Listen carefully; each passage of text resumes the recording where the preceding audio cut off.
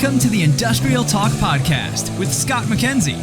Scott is a passionate industry professional dedicated to transferring cutting-edge, industry-focused innovations and trends while highlighting the men and women who keep the world moving.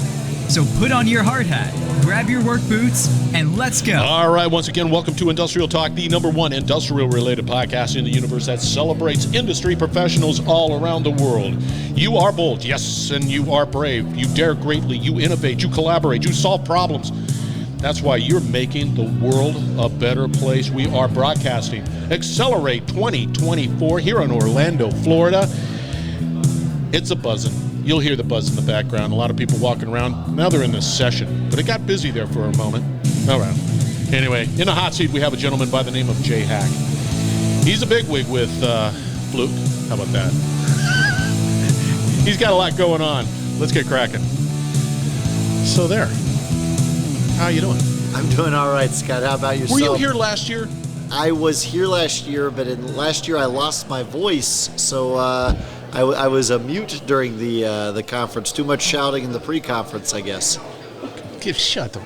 There was a lot of shouting going on. Yeah, a little bit too much celebrating maybe. So I was here, but I couldn't do any podcast or interviews because no, you didn't. I was. You blew me off. I was maimed. I have all these questions in front of me, which I don't really care to use. Here, let me just sort of do this.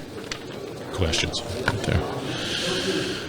Before we get into that conversation, you've got a sort of level set for everybody out there on the old World Wide Web. Give us a little background on who Jay is. Sure. I'm the Vice President of Business Operations for Fluke Reliability. I do a couple things for the organization. I lead our M&A and partnerships, so acquisition of new companies. I'm the general manager of our non-destructive testing business, which is a small part of Fluke Reliability based in Europe. And I also lead our FBS functions, which is the Fortive Business System, our continuous improvement program, which is sort of at the DNA of the company. See, you're a natural at this, man. Just a natural. So I don't know, Scott, but we'll see. Yeah, you're a natural. Get out of here. Talk to us a little bit about the NDT. I don't understand what that means. So NDT is non-destructive testing. As you know, Fluke Reliability is the acquisition and our investment at Fluke into multiple companies to connect this to build this connected reliability ecosystem. One of these acquisitions was Proof Technic. Proof Technic has multiple segments, so we have alignment, a condition monitoring, and a non-destructive testing. Non-destructive testing is basically eddy current inspection of steel rods or metallic rods, and so we're a global leader in this really niche market. Oh, that's niche-y. It's so if you were inspecting semi-finished metallic rods, and you're a large company like Nucor or a lot of the European companies. At the end of the cold finishing process, you'll need to inspect the bar for surface defects. We're one of two companies that's the market leader in technology for this very niche application. Small business, but very niche-y. One customer, one vertical, one application, but fantastic technology and fantastic business. Is there a way of being able to sort of take that technology and sort of cross-pollinate with other opportunities, or that is the question that I get asked a lot. So because you just painted the picture of niche, and I'm going, there's got to be a way of being able. Yeah, so it's we're on 10 or 15 year product life cycle. So there are many people that use a similar type of technology for other applications. Right now, we're in a very small segment, but a very important customer, a very high willingness to pay customer. And right now we're just kind of focused on this specific application. How long has that business been apart? I mean, so this business has been around for 50 years. Shut the front door. So it was the original business within Proof Technic. It was their first product line that the founder started the company with. So it's a very mature market. I mean, it's steel production goes up, we go up. Steel production goes down, we go down. That's amazing. I think that's such an interesting. Let's shift gears. Okay, AI. Everybody's talking about AI. I wish I had the term AI, I'd be rich. because everybody's talking about it. How do we apply AI in multiple applications? What are the guardrails? How do you protect? It just goes on and on. The reality is that AI is here. You guys have an acquisition, Azima, correct? Correct. Take us through that. So if you look at what we do today, is we are building the tools for customers to go on their connected reliability journey. We have world-class CMMS platform with eMate. We have absolutely industry-leading vibration monitoring technologies. So we do handhelds, we do online, we do wireless. You have devices too. We have devices. Yeah. But what we're kind of missing is today, when you use those devices and you collect information, you try to be proactive and do predictive maintenance. You're still relying on subject matter expertise in your workforce. What Azima does is two things. It drastically accelerates a customer's ability to do predictive maintenance, because you outsource part of this to us, and you can do what you do best, and we can do what we do best. So what Azima today does is it uses AI technology to make a vibration analyst much more efficient. So Azima has two pretty cool things. One is business processes. One is I'll call it underlying AI architecture that helps analysts be more efficient. So what a customer does is they have a business process. Let's say you have a plant with 1,000 assets. Azima can come on site. They can show you how to sensor up your assets and help you plan your routes and categorize the assets. And they can you'll go through and collect vibration data, send it over a web portal, they'll receive it. But it's very, very expensive today to do remote condition monitoring. One of the things where Fluke is advantaged is we can do remote condition monitoring much more efficiently than any other company. Azima allows you to do 5 times the amount of assets, I think is what they said in the briefing this morning, where we have an AI tool that allows people to filter out, okay, this one's good, this one's good, this one's good, this one I need to look at a little bit more closely, and this one I really need to go deep in detail with. The AI, based off 30 years of trended data, we got a lot of data trained where the system can be more automated. So that's how you trained the AI. Correct. You uploaded the data. How did you train it? So the Azima trained it. So they started off in the Navy business. They started collecting data. There you go. Okay. And they have basically trended history of, okay, we looked at this. We looked at this asset. These are the patterns in the asset that are likely to cause failure, and based off of doing this hundreds of thousands of times, they basically have a data set where they can understand what's going to fail and when it's going to fail and why it's going to fail.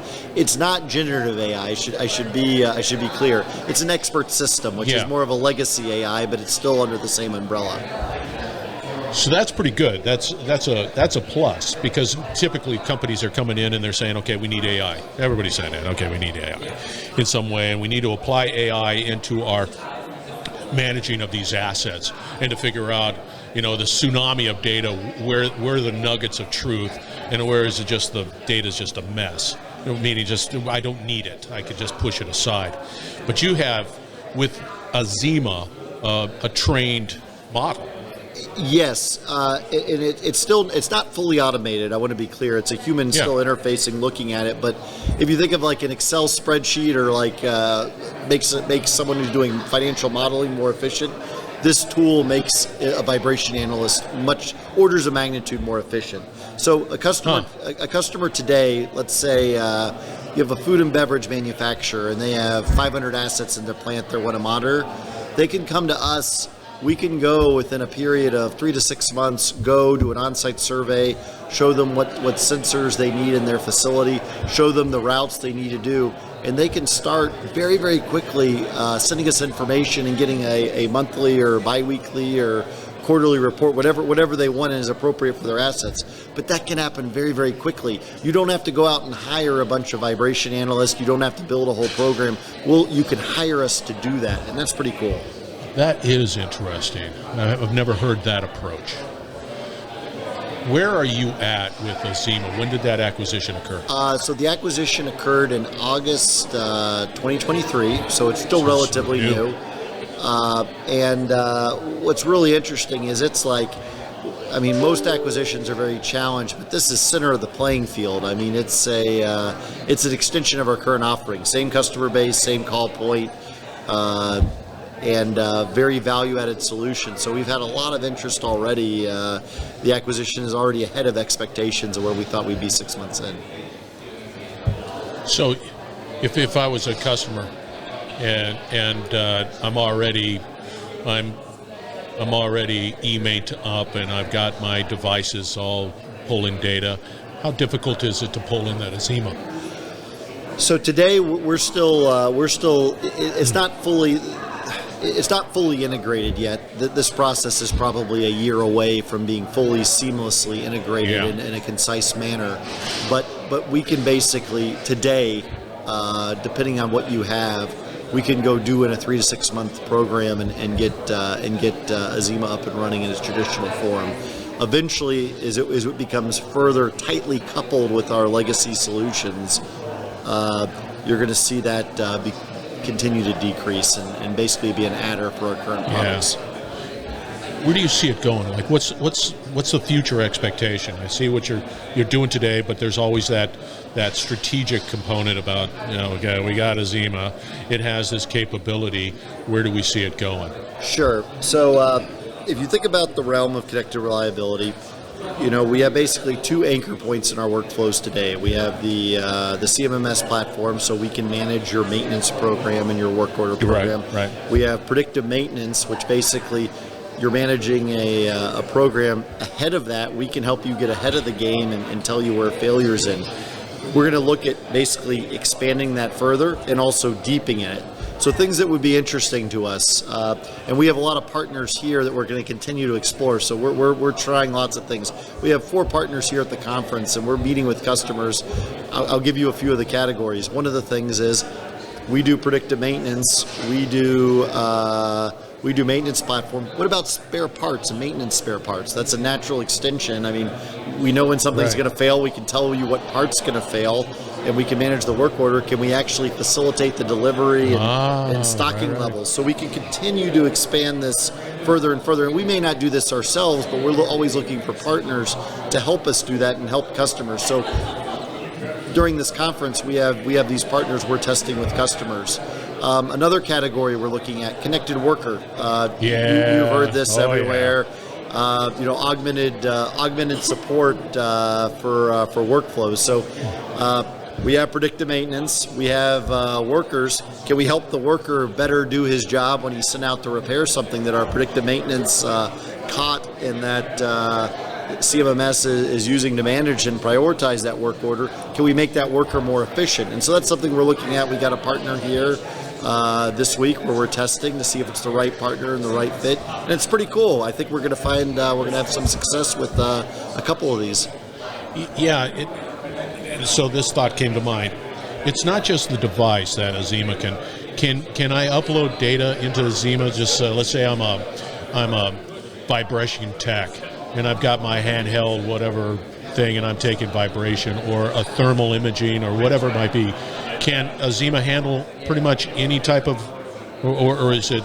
Go ahead. Strictly vibration. It's strictly a vibration engine. Got it. So it's not doing thermography. It's not tied to other things. If you look at the big 5 modalities that are used to condition monitor, vibration is the largest and most accepted. We're looking at that again when we talk about deepening our experience on condition monitoring. I would classify. I mean, you have ultrasound, motor circuit analysis. Oil analysis, thermography. We're looking at can you bundle vibration data with something else? These are things we've looked at too. It's hard, but we're looking at all possibilities. And basically, why we have these conferences is we have dozens of meetings set up. Wherever our customers pull us for needs, that's where we're going to go. It's exciting times. It is. What's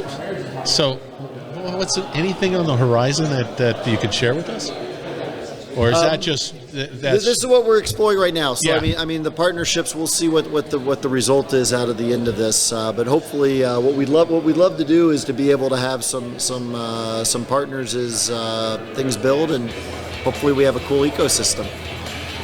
it's always nice to have these events. I got to tell you, I enjoy them because you get to hear from the individuals that are truly in the trenches, you know, delivering value to their organization. Jay, how do they get a hold of you if they want to contact you? You can email me, jayhack, JAY, @ fluke.com. What about LinkedIn? LinkedIn, I'm there as well under jayhack for Fluke. I'm the only one, so it should be easy to find me. Really? Very good, man. You were wonderful. All right. Thank you, Scott. All right, Jay. Thank you very much for joining Industrial Talk. We're going to have all the contact information for this gent out on Industrial Talk. Thank you very much for joining. We will be right back. You're listening to the Industrial Talk Podcast Network.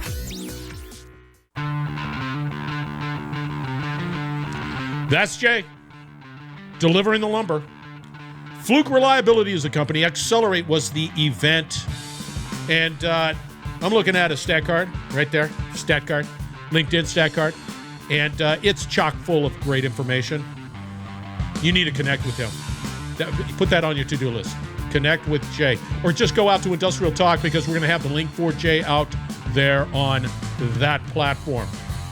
Speaking of the platform, Industrial Talk is here for you. If you have a technology, if you have an existing podcast, or if you have a desire to have a podcast that really highlights industry, you need to put it out on Industrial Talk. How do you do that? You're saying to yourself, Scott, how do I do that? That sounds like a great opportunity. It is. You go out to Industrial Talk, connect with me, we have a conversation, and we figure out how to get that information out on Industrial Talk. Easy. All right, be bold, be brave, dare greatly. Hang out with Jay, change the world. We're going to have another great conversation shortly on Industrial Talk, so stay tuned.